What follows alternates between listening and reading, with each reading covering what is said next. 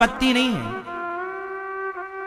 हमारे यहां विमानों का जिक्र था। रावण ने सीता मां का हरण किया, वो विमान पर ही हरण किया, मतलब विमान का अस्तित्व उस समय था, अस्तित्व में थे विमान।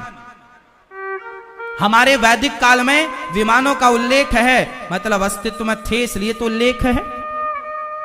ये साइंस पर पहले काम हो चुका है, जिस पर आज चल रहा है काम।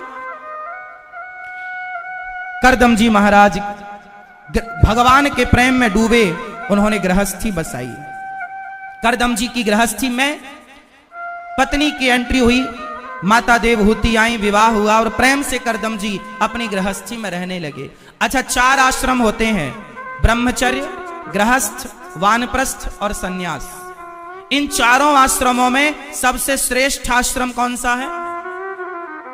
फास्ट मैया, चारों आश्रमों में सबसे श्रेष्ठ आश्रम कौन सा है? जोर से। गृहस्थ। बताओ श्रेष्ठ क्यों है? गृहस्थ आश्रम श्रेष्ठ क्यों है?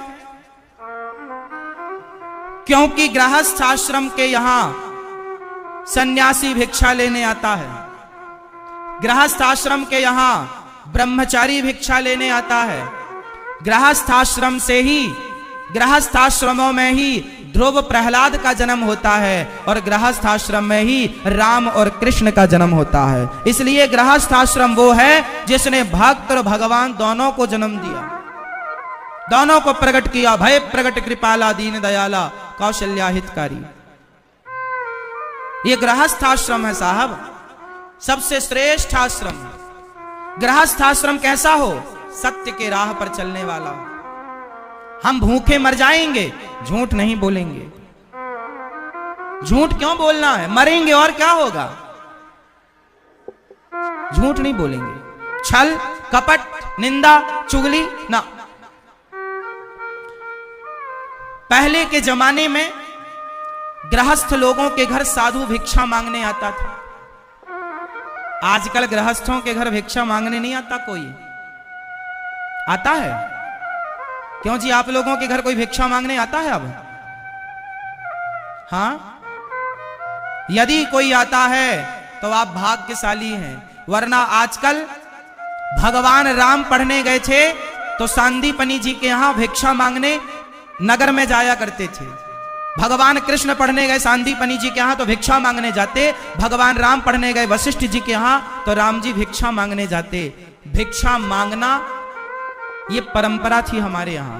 ब्रह्मचारी और सन्यासी, ब्राह्मण पहले भिक्षा मांगता था, हाँ या ना? लेकिन आप लोगों ने, पंडित जी भिक्षा मांगने आए तो आप लोगों ने कहना स्टार्ट कर दिया, अरे कमा के खा नहीं सकते क्या? कमा के खा नहीं सकते क्या?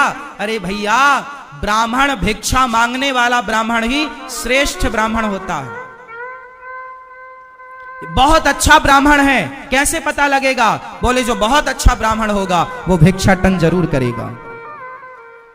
अरे ब्राह्मण भिक्षा मांगेगा और भिक्षा मांग कर पेट भरेगा, बाकी समय शास्त्रों का अध्ययन करेगा, भगवान का चिंतन करेगा। यदि ब्राह्मण बिजनेस करने लग गया, व्यापार करने लग गया, तो फिर वेद पुराण कौन पढ़ेगा? इसलिए सुदामा जी भिक्षा मांगते थे, लेकिन समाज ने ब्राह्मणों को भिक्षा देनी बंद कर दी। तो ब्राह्मणों की मजबूरी होगी, करें तो करें क्या भाई, परिवार तो पालना है, तो वे व्यापार करने लग गए, समय के साथ बदल गए।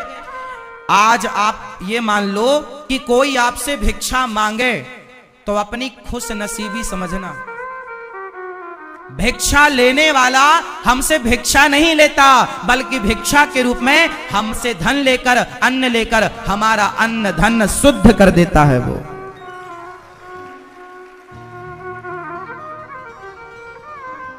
ये दास अनिरुद्ध, हम बचपन में अपने गांव में भिक्षा मांगा करते थे और आज भी हम भिक्षा मांगते हैं, क्योंकि आज भी भिक्षा मांगने से ही हमारी गौरी गोपाल आश्रम में 273 माओं की सेवा और लगभग 30,000 लोगों के भोजन की नित्य सेवा होती है। वहां पर 30 से 40,000 लोग लगभग रोज प्रसाद पाते हैं गौरी गोपाल आश्रम में। आप कभी भी आकर अपनी आंखों से देखकर कंफर्म कर सकते हैं। हजारों लोग रोज प्रसाद पाते हैं, और हम आपसे क्या मांगते हैं? जोर से, भिक्षा भिक्षाम देही, हमें भिक्षा दीजिए। भिक्षा देना किसका धर्म है? गृहस्थों का। आप लोगों ने भिक्षाएं देनी छोड़ दी, शराब पीना स्टार्ट कर दिया, मांस खाना स्टार्ट कर दिया। भिक्षा दोगे? चाणक्य कितने बड़े ज्ञानी थे, सम्राट बना दिया चंद्रगुप्त को, पर वो सम्राट बनाने वाले चाणक्य भिक्षा मांगते। ब्राह्मण का धन भिक्षा मांगकर भगवान को भोग लगाकर भगवत चिंतन में रहना, उससे ज्यादा दुनियादारी से मतलब नहीं रखना चाहिए। इसलिए ये दास आपके नगर भिक्षा मांगने आया, हमारी माओ के लिए, अन्न क्षेत्र के लिए अपनी कमाई का कुछ हिस्सा दीजिए। आज एकादशी का पर्व है, आज अपनी कमाई का कुछ हिस्सा दीजिए। लेकिन देखो ना, आप तो देते हैं, पर कुछ लोग नहीं देते। हमने करोड़ों थोड़ी मांगे हैं साहब, हम कोई लाखों थोड़ी मांगते हैं, हम तो हजारों भी नहीं मांगते। हम तो कहते हैं हमारी वृद्ध माँ 4 रोटी खाती है ना, तो 4 रोटी में 1 रोटी आपकी तरफ से होनी चाहिए। 1 रोटी, ओनली 1 रोटी। सहयोगी बनकर इन माओं का आप जिम्मेदारी लेकर कार्य पूरा कीजिए। करदम जी ने अपनी गृहस्थी में रहकर 9 बेटियां प्रकट की। 9 बेटियां हुई जो ब्रह्मा जी के मानस पुत्रों से विवाही गईं। कला का विवाह मरीचि से। हम भारतीय लोग इन ब्रह्मा जी, ये करदम जी की 9 बेटियों से ही फिर ये सृष्टि का क्रम चला आगे। कला का विवाह मरीचि से, अनुसुईया माँ का विवाह अत्रि, अनुसुईया माँ भी इन्हीं की बेटी हैं, माता देवहूति और करदम जी। श्रद्धा का अंगिरा से, हविर्भू का पुलस्त से, गति का पुलह से। हमारा, अच्छा ये बताओ, डार्विन की थ्योरी के अनुसार हमें पढ़ाया गया कि हम बंदर की संतान हैं। आपके पूर्वज कौन थे, बंदर या ऋषि? उत्तर दो मेरी मां, आप किनकी संतान हो, बंदरों की या ऋषियों की? बेटा आप किसकी संतान हो? तो आपने पढ़ा तो होगा डार्विन की थ्योरी, बंदर की संतान। लोग नहीं पढ़ते विज्ञान में, हम बंदरों की संतान थे, बंदरों ने फिर धीरे धीरे हम मनुष्य हो गए बंदरों से। यदि बंदर मनुष्य हो जाते तो छत्तीसगढ़ में फिर बंदर ही ना होते। पर छत्तीसगढ़ में बंदर है या नहीं है? इसका मतलब डार्विन की जो थ्योरी हम पढ़ते हैं गलत है। पर आपको क्वेश्चन आ जाए तो लिखना तो पड़ेगा, वरना नंबर कट जाएगा। लेकिन आप लिखो, पर ये जाने रहो कि ये थ्योरी गलत है। हम भारतीयों की विडंबना देखिए, डार्विन का जन्म हुआ 12 फरवरी 1809। डार्विन का जन्म हुआ 12 फरवरी 1809 और तुलसीदास जी का जन्म हुआ 1554। और 1528 में तुलसीदास जी के जन्म के पहले राम मंदिर तोड़ा गया था। राम मंदिर पहली बार कब तोड़ा गया? 1528। और 1554 में तुलसीदास जी का जन्म हुआ। और डार्विन का जन्म हुआ 15 के बाद 16, 17, 18, 300, लगभग 300 वर्ष बाद डार्विन का जन्म हुआ। लगभग तुलसीदास जी के 250-300 वर्ष बाद। लेकिन डार्विन की थ्योरी तो आप मानते हैं। तुलसीदास जी जो रामचरितमानस लिखे, जिसमें यह लिखा कि विप्रधेनु सुर संतहित लीन मनुज अवतार, राम जी की सहायता बंदरों ने भी की। मतलब बंदर भी उस समय पढ़े लिखे थे। ज्ञानी नामाग्रगण्यम, हनुमान जी बानर हैं और पढ़े लिखे बानर हैं। बानरों की प्रजातियां थी उस समय जो मनुष्यों जैसा कार्य करती थीं, पर बानर बानर थे। और सिर्फ बानर नहीं, जामवंत जी भालू थे, ऋक्षराज। हाँ या ना? हनुमान जी के पिता केसरी, केसरी एक बानर थे। केसरी सुवन, केसरी नंदन। तो हनुमान जी बानर थे, उस समय के बंदरों ने राम का सहयोग किया, मतलब राम मनुष्य थे और बंदर ने सहयोग किया, मतलब बंदरों की प्रजाति मानवों की सहयोगी थी। बंदर थे अलग और राम जी थे अलग, मनुष्य थे राम, बंदर थे बंदर। अब डार्विन ने मिक्स कर दिया, बोले बंदर मनुष्य बन गए। तो बंदर मनुष्य बन गए, तो 8 लाख वर्ष पहले जो राम थे, तो उस समय तो राम जी राम थे। और हमारे पास हिस्ट्री, जिस दिन पृथ्वी का निर्माण हुआ, जिस दिन पृथ्वी बनी, उस दिन से आज तक का इतिहास हम वेद पुराणों में यहां मौजूद है। हम कैसे मान लें डार्विन की थ्योरी?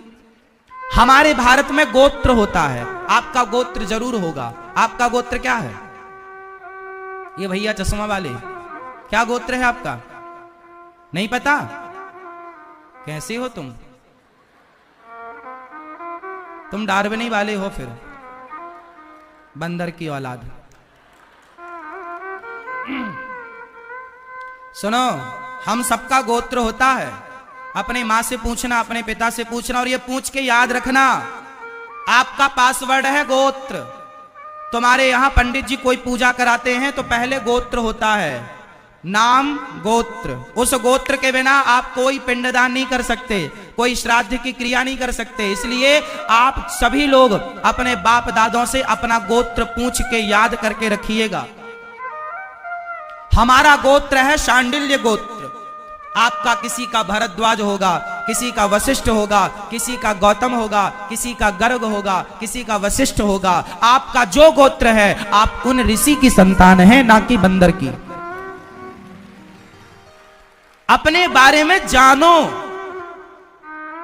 समस्या यह है कि आप अपने बारे में नहीं जानते।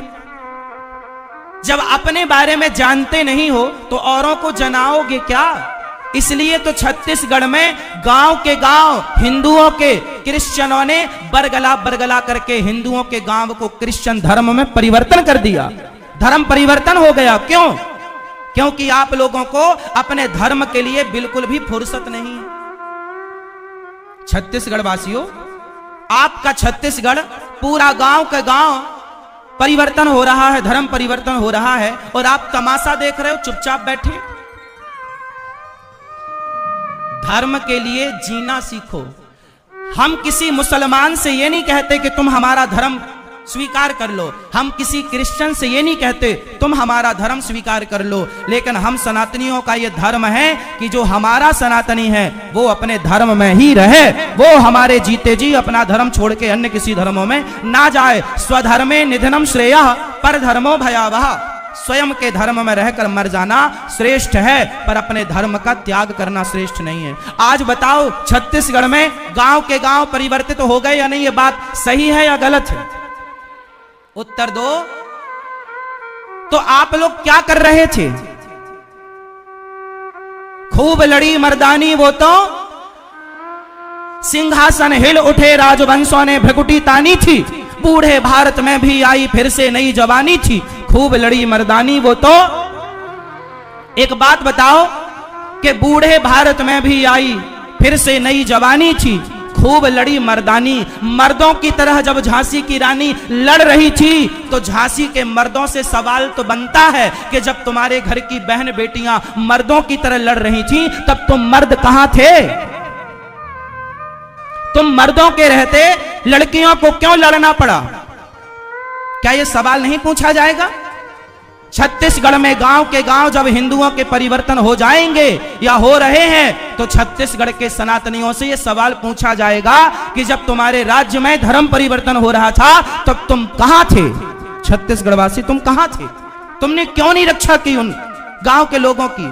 क्यों नहीं उनमें धर्म का संचार कराया? क्यों नहीं धर्म की ज्वाला जलाई? क्यों नहीं धर्म का प्रचार किया? अरे धर्म का प्रचार करना 23 घंटे परिवार को समय दो, व्यापार को समय दो, पर 1 घंटा अपनी संस्कृति, अपने धर्म के लिए समय निकालो। नहीं निकालोगे तो अस्तित्व खतरे में पड़ जाएगा आपका। गांव के गांव परिवर्तन हो गए, कहां थे आप लोग? 5 रुपए की गीता खरीद कर क्यों नहीं जाकर के गरीबों को बांटते, समझाते, देते? देखो भैया तुम सनातनी हो। अब देखो मैंने इस लड़के से पूछा कि तुम्हारा गोत्र क्या है, इस बच्चे को पता नहीं है। कुछ दिन के बाद इसे ये पता नहीं होगा कि राम कौन, कुछ दिन के बाद इसे ये पता नहीं होगा कृष्ण कौन, फिर तब तक कोई आएगा और आकर के इसे यीशु के बारे में समझा देगा, तो ये यीशु का अनुयायी हो जाएगा। हो गया परिवर्तन, और क्या चाहिए? इसलिए अपने धर्म के प्रति जागरूकता आवश्यक है। हम अपने धर्म को जगाएं, हम अपनी संस्कृति, हमारी भारतीय संस्कृति सबसे श्रेष्ठ है। आज विदेशी वृंदावन कभी आना, आज विदेशी लोग आते हैं, उनसे हिंदी नहीं आती, पर हरे राम राम राम हरे हरे, हरे कृष्ण कृष्ण कृष्ण हरे हरे ऐसे बोलते हैं। आज विदेशी आते हैं, आकर हिंदू बन जाते हैं और राम नाम की जपते माला भक्ति में रम जाते हैं। धराय जिस पर घूम रही, हम उसी केंद्र के बिंदु हैं। गर्व से कहो हम हिंदू हैं, हम हिंदू हैं, हम हिंदू। आप में से कितने लोग चाहते हैं कि भारत हिंदू राष्ट्र बन जाए? कैसे बनेगा, कैसे बनेगा? आप लोगों के पास समय कहां है अपने धर्म का प्रचार करने का?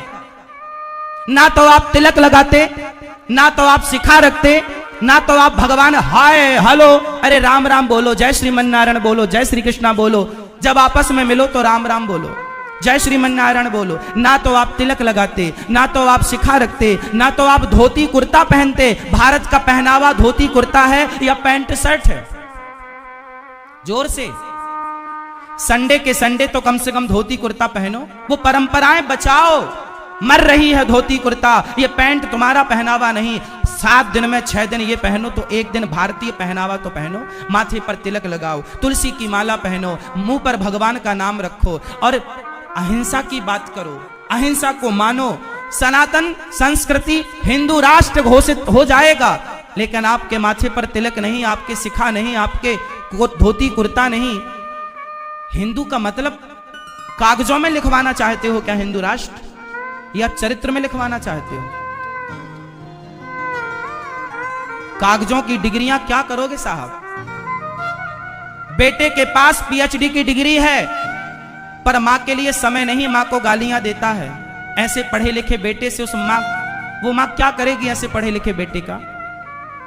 इसलिए हिंदू राष्ट्र के सही मायने तो ये हैं कि पहले हम हिंदू बने। मुसलमान टोपी लगा के निकलता है, उसे कोई शर्म नहीं है टोपी लगाने में, लेकिन हिंदू तिलक लगाए तो बहुत सारे हिंदू ही ऑब्जेक्शन लेते हैं। अरे बड़े पंडित बन रहे हो, बड़े ज्ञानी बन रहे हो। अरे भाई, जब सनातन संस्कृति का पहनावा हम पहने, तिलक लगाएं, तो हिंदू को गर्व होना चाहिए या फिर पंचायत होनी चाहिए, या फिर ये बातें होनी चाहिए कि तुमने तिलक क्यों लगाया? ये प्रश्न चिन्ह होना चाहिए क्या? हिंदू राष्ट्र तब बनेगा जब हम हिंदू बन जाएंगे। हिंदू कैसे बनेंगे? हिंदू कौन है? जो मार काट कर रहा है वो हिंदू नहीं है साहब। जिसके अंदर ईर्ष्या द्वेष नफरत भरा है वो हिंदू नहीं। हिंदू तो पवित्र गंगा जल की तरह है, निर्मल है। जो हिंदू है उसके अंदर ईर्ष्या नहीं है, द्वेष नहीं है, नफरत नहीं है, झूठ नहीं है, छल नहीं है। इन बुराइयों का त्याग कर दो और फिर माथे पर तिलक लगाकर चल पड़ो। जिस दिन आप निकल पड़ोगे इस राह पर, दुनिया को कहना नहीं पड़ेगा कि हिंदू बन जाओ, आपके बनते ही दुनिया तैयार हो जाएगी बनने के लिए। तिलक लगाना शुरू तो करो, आप धोती कुर्ता पहना स्टार्ट तो करो। कल रामलला बैठेंगे, कल 22 जनवरी है। कल कथा में आना मेरे नौजवान दोस्तों, तो कल भारतीय पहनावे में आना। कल धोती कुर्ता और तिलक लगाकर आना। कल हमारी माताएं अपने माथे पर तिलक सजा के आना। स्त्रियां भी तिलक लगाएं, पुरुष भी तिलक लगाएं।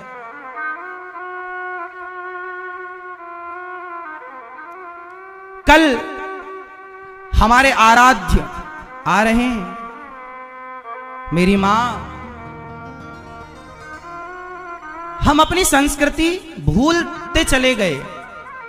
आज की आधुनिकता में इतने खो गए, पता ही नहीं चला कि कब हम इतने आगे निकल गए कि अपनी भारतीय परंपराओं को पीछे छोड़ते चले आए। तिलक लगाओ, तुलसी की माला धारण करो, सत्यम ब्रूयात प्रियम ब्रूयात। एक कितना बड़ा षड्यंत्र मैं आपको समझाऊं, हमारे देश में कितना बड़ा षड्यंत्र हुआ, मैं आपको उसके बारे में एक छोटी सी बात बताऊं तो ये नौजवान जो बच्चे उसका शिकार हो गए वो शायद सुन के कुछ अक्ल आएगी। सुनो, हमारे देश में एक षड्यंत्र हुआ। क्या बताओ? एक पिक्चर आई कुछ दिन पहले, मूवी, जिसमें यह कहा गया कि शंकर जी पर आप दूध क्यों चढ़ाते हैं, गरीब में बांटें, वो तो दूध बहकर नाला और नाली में चला जाता, वेस्ट हो जाता है, बर्बाद हो जाता है। यह बात आपने सुनी होगी और मैं इस बात से सहमत हूं कि जो, लेकिन पूरी बात मेरी सुन लो और उन लोगों को सुनवाओ, फिर हम आप सब सहमत हो जाएंगे एक बात से। एक पिक्चर आई जो शंकर जी को दूध क्यों चढ़ाते हो, शंकर जी पर प्रश्न चिन्ह लगाती है वो पिक्चर। बहुत सारी पिक्चरें आई जो भारत के संतों पर प्रश्न चिन्ह लगाती हैं पिक्चरें, हाँ या ना? आपने बहुत सारी पिक्चरें, मूवियां ऐसी देखी होंगी जो संतों पर प्रश्न चिन्ह लगाती हैं, भगवान शिव पर प्रश्न चिन्ह लगाती हैं, भगवान कृष्ण पर प्रश्न चिन्ह लगाती हैं, हाँ या ना? ऐसी पिक्चरें बहुत सारी आपने आज तक देखी होंगी। एक छोटा सा इस पर प्रकाश डालते हैं, एक चर्चा करते हैं। आओ 5 मिनट में ही सब क्लियर कर देता हूं मैं, समझो। एक पिक्चर आती है, मेरी मां वो कहती है कि शंकर जी पर दूध क्यों चढ़ाते हो, वो गरीबों में बांटो। हाँ, गरीबों में बांटना चाहिए, ये दास अनिरुद्ध तो गरीबों में ही बांटता है, जो आता है अन्य क्षेत्र चलता है सबको देता है। लेकिन एक बात बताओ, पिक्चर की टिकट कितने की आती है? आप तो देखते होंगे, मैं तो देखता नहीं। एक मूवी की टिकट कितने की आती है? 200 रुपए की, 400 रुपए की, हाँ या ना? तो जो मूवियां 200 रुपए टिकट देकर आपको देखने की परमिशन देती हैं, तो वो 200 रुपए उन मूवियों में क्यों खर्च करना, क्यों ना गरीबों की सेवा की जाए। पहला। एक दूसरा तथ्य, शंकर जी पर दूध मत चढ़ाओ। चलो मैं आपकी बात से सहमत हूं, नहीं चढ़ाऊंगा। अभी मैं केवल बात कह रहा हूं, आगे समझाऊंगा कि दूध क्यों, इस दूध चढ़ाने का साइंस क्या है, मैं अभी विज्ञान समझाऊंगा आपको, पर अभी मैं पूरी बात कह लूं। वो कहते हैं दूध मत चढ़ाओ, चलो भैया नहीं चढ़ाते। तो ये बताओ, शंकर जी पर दूध चढ़ाना ज्यादा हानिकारक है या शराब पीना ज्यादा हानिकारक है? उत्तर दो। अब बताओ, शंकर जी पर दूध मत चढ़ाओ, इसकी तो पिक्चर है। क्या शराब नहीं पीना चाहिए, इसकी कोई पिक्चर है तो नाम बताओ, मैं देख लूं आज उसको। शराब मत पियो, इस जागरूक अभियान को लेकर कोई पिक्चर बनी? किसी सुपर डुपर स्टार ने कोई पिक्चर लॉन्च की कि शराब मत पियो, तुम्हारी बहन भाई खो बैठेगी, तुम्हारी पत्नी पति खो बैठेगी, तुम्हारी माँ बेटा खो बैठेगी, तुम्हारे बच्चे पिता खो बैठेंगे। शराब पीने से कितनी माताओं के बेटे मर गए, कितनी बहनों का सुहाग उजड़ गया और कितने बच्चे अनाथ हो गए शराब के कारण। यह बात सही है या गलत है, हाँ या ना? अब बताओ, शराब के खिलाफ कोई पिक्चर होनी चाहिए कि नहीं? बनी क्या? जोर से।